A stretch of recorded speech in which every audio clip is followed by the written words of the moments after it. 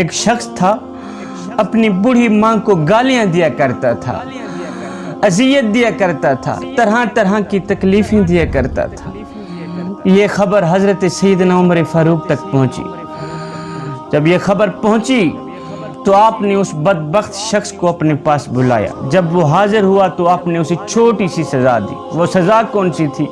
آپ نے ایک پانی کی مشک بھری اس کے پیٹ کے اوپر باندھ دی۔ مشک تھوڑا وزنی تھی، پیٹ کے اوپر باندھ دی اور ساتھ میں کہہ دیا کہ تو نے اس مشک کو اتارنا نہیں، اتارو گے نہیں، اسی مشک کے ساتھ ہی تو نے سونا ہے، جاگنا ہے، اسی مشک کے ساتھ ہی تو نے کھانا ہے، پینا ہے، چلنا ہے، پھرنا ہے۔ مشک اتارو گے نہیں، اگر اتارو گے تو اور زیادہ سخت سزا دی جائے گی تجھے۔ یہ شخص گھر میں چلا گیا، اسی مشک کے ساتھ ہی یہ شخص کھاتا تھا، پیتا تھا، اٹھتا تھا، بیٹھتا تھا۔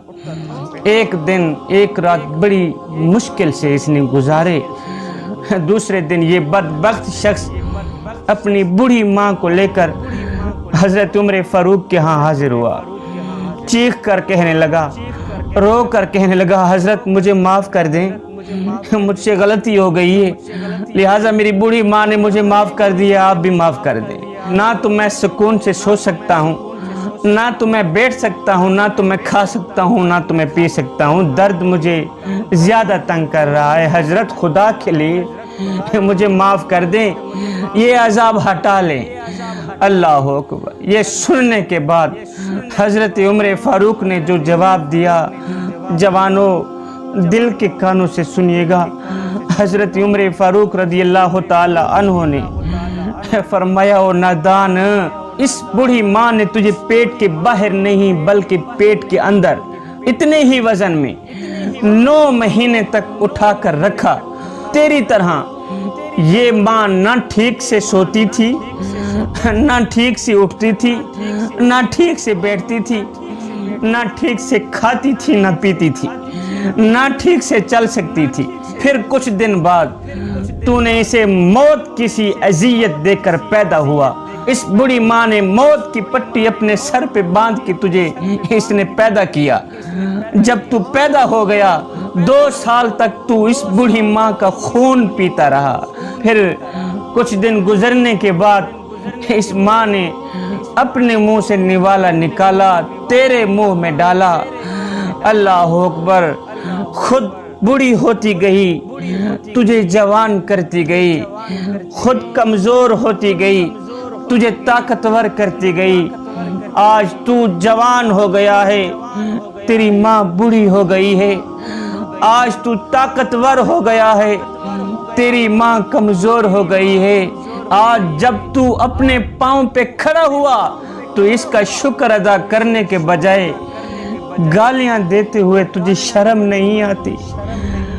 کچھ تو شرم کر میاں، یہ تیری ماں ہے، خدمت نہیں کر سکتا نہ کر، اس کو اذیت تو نہ دے، اس کو تکلیف تو نہ دے، اس بیچاری کو درد تو نہ دے۔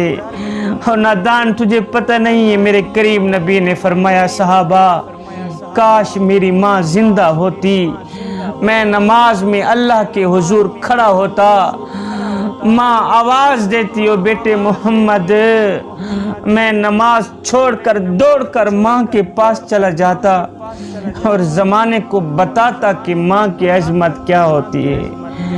شاہ جی حج مہنگا ہو گیا ہے، کیا کریں؟ میں نے کہا کچھ بھی نہیں کرنا، حج مہنگا ہو گیا ہے۔ صبح سویرے اٹھ کر ایمان کی حالت میں میرے کریم نبی کی اس فرمان کو مد نظر رکھتے ہوئے اپنی ماں کا ایک بار چہرہ تک لینا، حج کا ثواب ملے گا انشاءاللہ۔ فرمایا آج کے بعد اگر تو نے اپنی بوڑھی ماں کو گالیاں دی تو تجھے نشان عبرت بنا دوں گا۔ جوانوں، بدبخت ہے وہ شخص جو اپنے والدین کو اذیت دیتا ہے، بدبخت ہے وہ شخص جو اپنے والدین کو ناراض کرنے کی کوشش کرتا ہے۔ صاحب جب روٹیاں 4 ہوں، کھانے والے 5 ہوں، تب صرف ماں ہی کہتی ہے بیٹا مجھے بھوک نہیں ہے۔ اپنے والدین کو ناراض مت کیا کرو، اپنے والدین کو دکھ نہ دیا کرو۔ جب یہ خاموش ہو گئے تب ان کی آواز سننے کو ترس ہوگی۔ آج تو تمہیں ان کی آواز اچھی نہیں لگتی.